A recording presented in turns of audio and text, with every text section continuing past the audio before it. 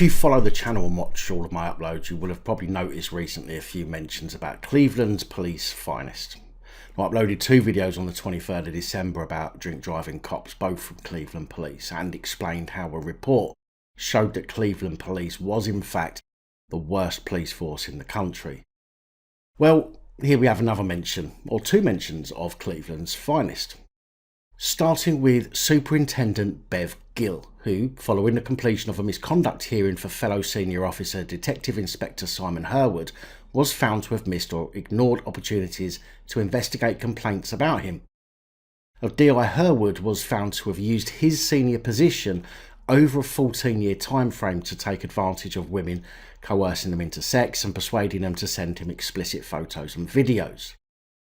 The IOPC investigation will determine whether Superintendent Bev Gill took appropriate measures against Herwood once those complaints about him had been raised.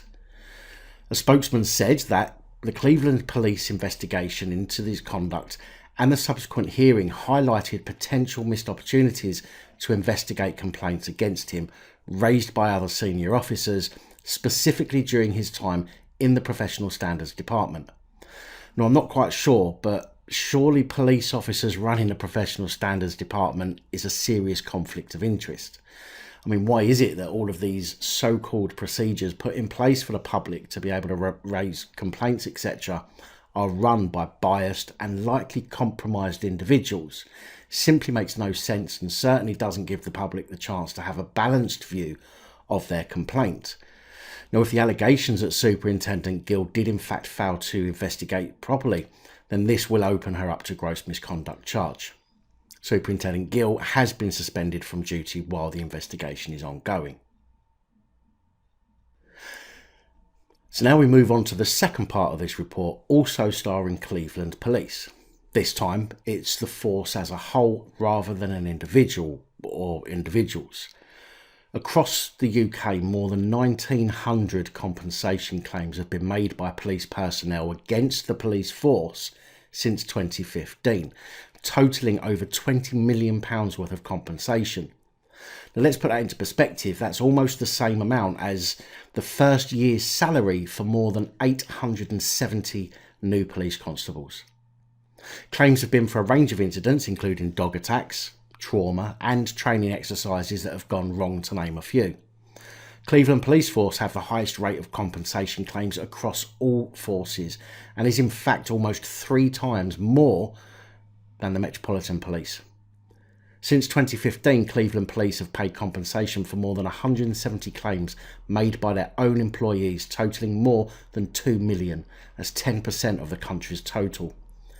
Clive Knight, the Police Federation's health and safety lead, said preventing injuries was in the interest of all officers, their colleagues and the public in order to reduce absences on an already stretched service. Well, Clive, maybe if you changed your employment agreements and stopped paying people out for stubbing their toe or getting upset because someone called them a pig, then you'd have more money to spend on extra officers and maybe you wouldn't be quite so stretched. Clive then went on to say that the consequences for officers who suffer an injury on duty are wide-ranging and it can affect their ability to perform their required role, their personal life and, in extreme cases, it can even end their policing career. As well as physical injuries, it is important to note that increasingly these cases focus on the psychological harm police officers can suffer as a result of their work. So, okay, well, if the claim is for something serious that requires extensive time off work, or if it does indeed end their careers, then surely an insurance plan would be more beneficial than people abusing the compensation procedures. As for psychological harm, maybe stop employing snowflakes and actually recruit people who can handle the role. And if not, then consider mental health assessments on a regular basis so you can identify and work with those who appear likely to melt while on active duty and maybe reassign them to something less harmful.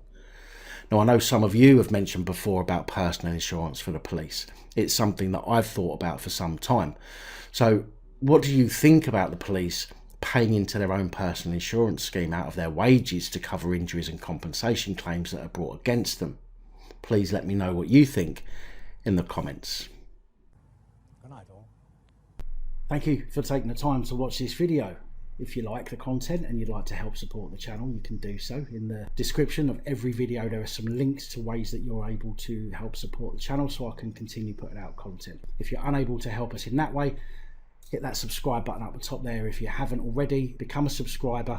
That is support enough. Share the videos, comment, like, it all helps. If you're looking for something else to watch, up top there is my latest video. Down the bottom there is a video that YouTube recommends for you.